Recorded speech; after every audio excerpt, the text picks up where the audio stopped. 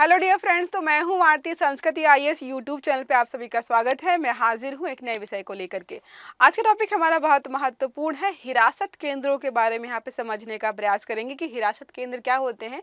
हाल ही में supreme court ने क्या किया, असम सरकार को यहाँ पर फटकार लगाई है कि हिरासत केंद्रों से संबंधित कुछ नियमों पर यहाँ पर जो है चर्चा करेंगे यहाँ पर कि क्यों और क्या यहाँ पर चल रहा है। विदेशियों को रखने के लिए हिरासत केंद्र बने हुए हैं जो कि असम राज्य में ज़्यादातर आपको देखने को मिलेंगे। और ये विदेशी ज़्यादातर जो है बांग्लादेशी हैं जो वहाँ पर रहते हैं। तो विदेशी में जो है ये कंफ्यूज नहीं होना है कि क्या अमेरिका के लोग या ब्रिटेन के लोग रहते हैं, नहीं, वहाँ पे ऐसा कोई भी नहीं है। तो हिरासत केंद्रों की स्थिति पर सुप्रीम कोर्ट का यहाँ पर सख्त रुख देखने को मिल रहा है। इसको हम समझेंगे कि हिरासत केंद्र क्यों बनाए गए हैं, कब बनाए गए थे, इनका काम क्या है और यहाँ पर इन किन नियमों का एक तरीके से पालन नहीं कर रही है राज्य सरकार, जिसकी वजह से सुप्रीम कोर्ट को फिर से बीच में आना पड़ रहा है। तो क्लास को स्टार्ट करें उसके पहले बता दूं, कोई संस्कृति आईएएस जो है 26 जनवरी गणतंत्र दिवस का यहाँ पर ऑफर लेकर के आया है। मोर देन 50% ऑफ आपको यहाँ पर मिलने वाला है जितने भी फाउंडेशन कोर्सेज हैं, खासकर जीएस के प्री और मेंस के। अगर आप सिर्फ जो है प्री प्लस मेंस का कोर्स ज्वाइन करते हो, लाइव वाला जो हमारे क्लासेस चल रहे हैं, 55,000 में मिलेगा। अगर आप सी सेट के साथ ज्वाइन करना चाहते हो, जीएस और सी सेट प्री प्लस मेंस सारा, तो मात्र 60,000 में मिल जाएगा। और किसी को है कि नहीं भाई हमें जो है वीडियो कोर्स चाहिए, हम लाइव नहीं देखना चाहते हैं, उनके लिए भी विकल्प मौजूद है। 50,000 रुपये में वो कोर्स जो है ज्वाइन कर सकते हैं। जितने भी कोर्सेज हैं सबकी वैलिडिटी जो है आपको 3 वर्षों तक मिलने वाली है। अनलिमिटेड टाइम वॉच है, जितनी बार देखना चाहें देख सकते हो। साथ में क्या है, प्रत्येक सब्जेक्ट के आपको खंडवार हार्ड कॉपी प्रिंटेड नोट्स मिलेंगे।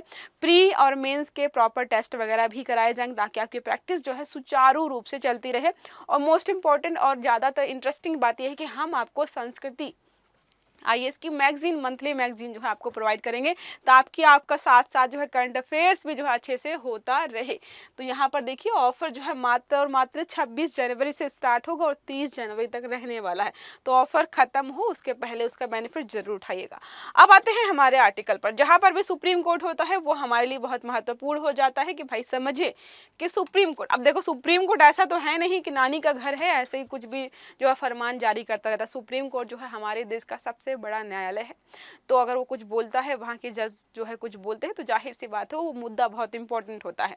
तो एक लिखा, हाल ही में उच्चतम न्यायालय ने असम सरकार को फटकार लगाते हुए कहा है कि उसने मटिया ट्रांजिट कैंप क्या होता है इसको हम जो है लास्ट में क्लास के समझेंगे। बस आप समझिए कैंप है जहाँ पर जो है विदेशियों को रखा जा रहा है।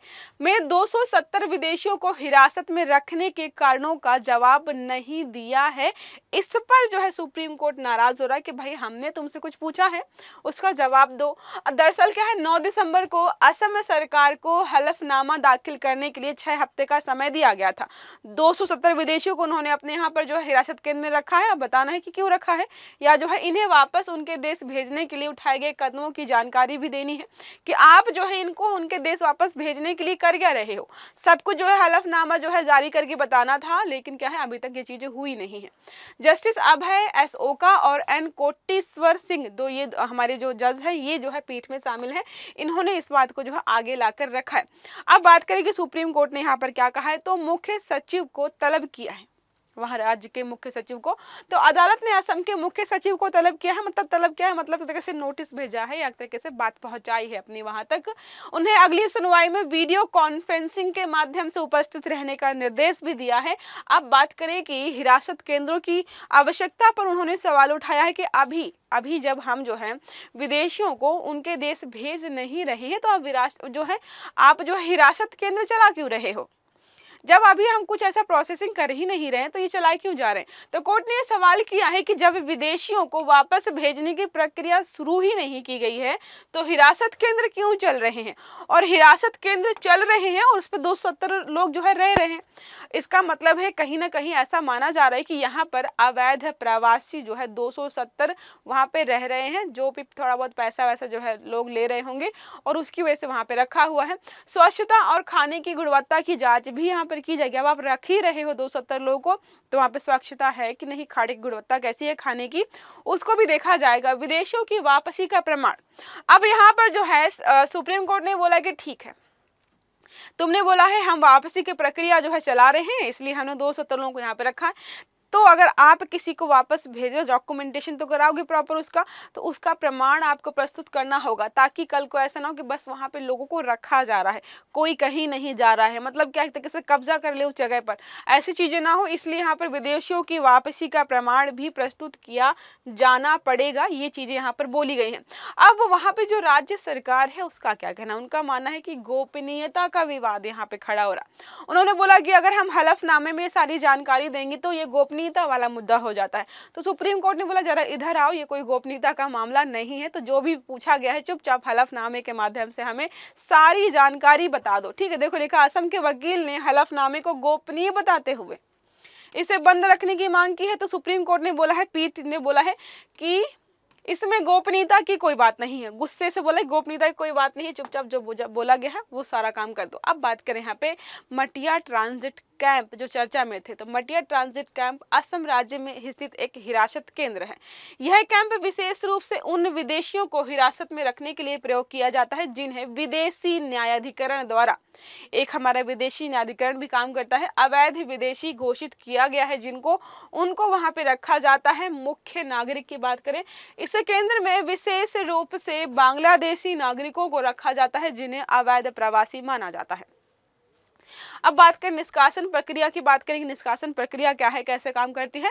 यह कैंप में जो कैंप है असम में अवैध प्रवासियों के पहचान और उनके निष्कासन की प्रक्रिया का हिस्सा है। तो जो जैसे असम है, यहाँ पे मान लीजिए 100 जो है अवैध प्रवासी हैं, उनको पकड़ कर जो है लाया गया। अब आपके दिमाग में कभी आया है कि भाई ये 100 व्यक्ति कहाँ रहते होंगे, अपने घर पे रहेंगे नहीं, क्योंकि सरकार ने उनको वहां से निष्कासित कर दिया। तो ऐसे ही इनके लिए घर बनाया गया है, ठीक है, कैंप्स बनाए गए हैं जहां पर जो है इनको रखा जाता है, इनको यहाँ पे रखा जाता है, सारी प्रक्रिया पूरी होती है, इनको जो है इनके देश भेज दिया जाता है। तो ये सारी प्रक्रिया है। विवाद और जो है न्यायिक निगरानी की बात करें कि इसमें विवाद क्या है, विवाद आखिरकार है क्या। तो मटिया ट्रांजिट कैंप पर सुप्रीम कोर्ट और अन्य न्यायिक संस्थाओं की नजरें रही हैं, खासकर यहाँ की स्वच्छता, खाने की गुणवत्ता और विदेशियों की हिरासत रखने की स्थितियों के कारण विवाद उत्पन्न होता है। तो अब यहाँ पे कैंप्स बनाए गए हैं, सरकारी कैंप्स है, इसका मतलब है सरकार फंड भी अलॉट कर रही होगी, लेकिन यहाँ पर कई बार देखा गया कि स्वच्छता का ध्यान नहीं दिया जा रहा है। यहाँ पर खाने की गुणवत्ता जो है वो बहुत खराब है, मतलब पैसे तो जो है यहाँ पर दिए जा रहे लेकिन उसका सही उपयोग नहीं किया जा रहा है। अब बात करें क्या है विदेशी न्यायाधिकरण, जहाँ पर सारे मामले चलते हैं और वहाँ से फाइनल फैसला होता है और किसी व्यक्ति को जो है विदेशी व्यक्ति घोषित किया जाता है, वो भी अवैध विदेशी व्यक्ति। विदेशी न्यायाधिकरण एक अर्ध न्यायिक निकाय है। इसको यह निर्धारित करने के लिए स्थापित किया गया है कि भारत में अवैध रूप से रह रहा कोई व्यक्ति विदेशी है या नहीं, ये सारे काम है। इसकी स्थापना विदेशी अधिकरण आदेश जो है 1964 के प्रावधानों के तहत की गई है। विदेशी न्यायाधिकरण जो आदेश है 1964 पूरे भारत में लागू है, किंतु अभी केवल असम में ही विदेशी न्यायाधिकरण है। लागू पूरे भारत में कहीं पर भी बन सकता है, लेकिन कहां पर है, अभी यहीं पर है और यहीं पे बांग्लादेशियों को रखा गया है। अन्य राज्यों में यदि कोई अवैध अप्रवासी पाया जाता है तो उसके विरुद्ध विदेशी अधिनियम 1946 के तहत स्थानीय न्यायालय में सुनवाई होती है। तो अगर यहाँ पर असम में पाया जाएगा तो इसके तहत सुनवाई होती है, लेकिन असम के अलावा अगर किसी और राज्य में है तो अन्य नियमों कानून तहत सुनवाई होती है। न्यायाधिकरणों के पास गवाहों को बुलाने, दस्तावेजों की मांग करने तथा साक्ष्य की जांच करने के लिए सिविल न्यायालय के समान यहाँ पर शक्तियां होती हैं। एक हमारा प्रश्न है इसी संबंधित कि विदेशी न्यायाधिकरण की स्थापना किस कानून के तहत की गई है। विकल्प है इसी संबंधित भारतीय संविधान, विदेशी अधिकरण आदेश 1964, राष्ट्रीय सुरक्षा अधिनियम या फिर जो है विदेशी नागरिकता अधिनियम। इसमें से जो भी सही लग रहा है आपको जो है कमेंट बॉक्स में बताना, ताकि मुझे पता हो कि आपने वीडियो को लास्ट तक देखा है। तो ये रहा हमारा आज का आर्टिकल, जिसमें हमने समझा कि जो भी चीज़ें हैं राज्य सरकार में असम में चल रही हैं वो सही से चल रही हैं नहीं चल रही हैं, सुप्रीम कोर्ट ने यहाँ पर तलब किया है। आई होप आपको आर्टिकल समझ में आया होगा। अगर अच्छा लगा है तो लाइक करिएगा, चैनल को सब्सक्राइब भी करिएगा और बेल आइकन दबाइएगा, ताकि जितने भी हमारे आर्टिकल्स है वो आपको समय पर मिलते रहें। अच्छे से पढ़िएगा। Have a good day. Thank you.